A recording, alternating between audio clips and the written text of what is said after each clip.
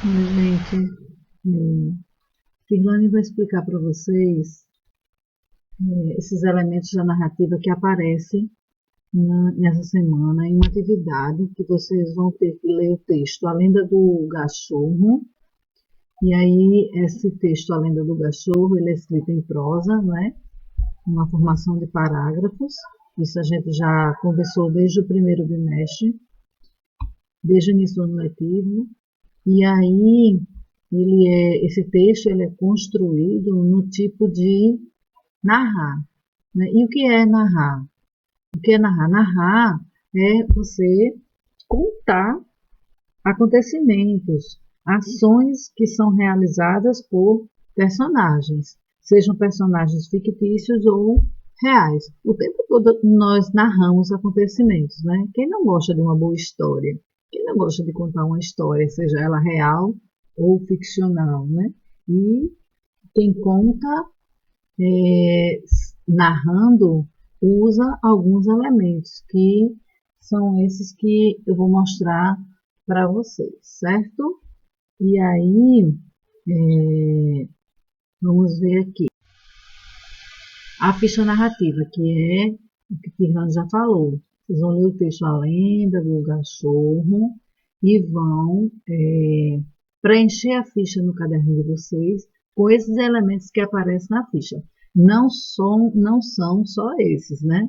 Porque a gente sabe que para narrar, para contar uma história, precisa de um narrador. E aí aqui nessa ficha não aparece para vocês colocarem o tipo de narrador. Se é narrador personagem ou se é narrador observador. Lembra que Irlanda sempre falava narrador e autor não são a mesma coisa. Narrador é um elemento da tipologia narrativa, é um recurso que é usado no papel. Por exemplo, eu sempre dizia a vocês, eu sou autora de um texto e eu posso escolher o meu narrador, dependendo se o texto for um conto, uma fábula, for uma crônica, o meu narrador ser um bichinho, um animal, o meu narrador ser uma criança, o meu narrador ser um velhinho, e aí se ele participa da história e conta a história, vai ser um narrador personagem. Quando o narrador não participa da história, não é nenhum personagem que está contando os fatos, os acontecimentos, então é um narrador apenas observador, que conta a história sobre os personagens, certo? Mas aqui não pede isso. Que vocês vão fazer o quê? Preencher no caderno o título, personagens, o espaço, o conflito, o desfecho e fazer aqui um resumo do texto. Narração, vamos lá. Narração, olha que coisa linda. A bolsa amarela tem a tipologia narrativa. O meu pé de laranja lima, inclusive eu tenho esse livro, a história é legal, a narrativa é legal. Marcelo, Marmelo e Martelo, de Ruth e Rocha. Narração é um tipo de texto que relata uma história real, fictícia ou mescla dados reais e imaginários, né? Se a gente for pensar num filme, tem filmes que são baseados em fatos reais. O texto narrativo apresenta personagens que atuam em um tempo e um espaço, porque para se contar uma história, as personagens precisam estar situadas num tempo e num espaço. E a gente vai ver essa questão do espaço, certo? Organizados por uma narração feita por um narrador. Então, o narrador é um recurso da narrativa, da tipologia narrativa, de contar uma história, tá? Tudo na narrativa depende do narrador, da voz que conta a história. Essa voz que conta a história pode ser um próprio personagem que está dentro da história, participando da história, Pronto, aqui, personagem. Pequeno Príncipe, né? Se fosse o Pequeno Príncipe que estivesse contando a história dele, então seria um narrador personagem. Se não fosse uma voz de fora, seria um narrador observador. E aí, personagens também são elementos da narrativa. Para se contar a história, precisa dos personagens para vivenciar as ações, para vivenciar os fatos. Senão não teria graça, né? Aqui, ó, vários personagens de Monteiro Lobato, do Sítio do Capão Amarelo. Aqui o Shrek, né? O Gato de Botas, o clássico. Aqui, ó, o Pinóquio, né? Tem a história do Pinóquio, tem a narrativa do Pinóquio. Aqui, ó, os Três Porquinhos, né? Olha o burro, gosto demais do burro. O Gato de Botas, Shrek, né? Então, são personagens que vivenciam a história, os fatos que são narrados. Isso vocês vão identificar no texto que vocês vão ler, a lenda do Gachorro. O espaço. O espaço na narração, na tipologia narrativa, é conhecido como o lugar em que a narrativa acontece. O lugar também é chamado de ambiente. Toda história que contamos ou que lemos é situada no lugar. Tem narrativas que acontecem em vários lugares. Tem narrativa que acontece em um só lugar. Né? Aqui a gente está vendo essa historinha aqui. Ó. Tá vendo? A imagem, que é o espaço, é o lugar, é o ambiente onde as personagens vivem os acontecimentos. Aqui, ó, a casa sonolenta. Então, qual espaço seria? Uma casa, né? Então, ele é importante não só para situar o leitor, quanto ao local, mas principalmente porque contribui para a elaboração dos personagens. Dependendo do espaço, dependendo do lugar, dependendo do tempo em que a narrativa vai acontecer, vai ser contada, as personagens são construídas, elaboradas de acordo com esse espaço, de acordo com o tempo também. Afinal, o espaço onde as pessoas, mesmo que fictícias, né, de ficção, mesmo que sejam fictícias, vivem, o espaço onde as pessoas vivem interfere na sua aparência, na vestimenta. Tem novelas que são de época, tem filmes também históricos, né? Que volta lá ao passado, século XV, século XVI, século XVII.